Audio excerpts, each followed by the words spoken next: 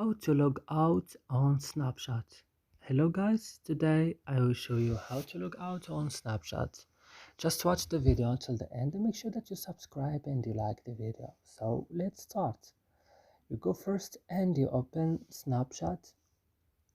Then when your Snap is opening guys, as you see, you will go here on your profile icon.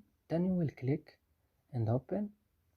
After this you will go here on settings and click again, and then you will just go down to the last option, log out, and you will just click and then click log out, and then you'll count your account Snapchat, it will log out. And that's it guys, I hope this video is helpful for you. Don't forget to like, subscribe to our channel. See you next video.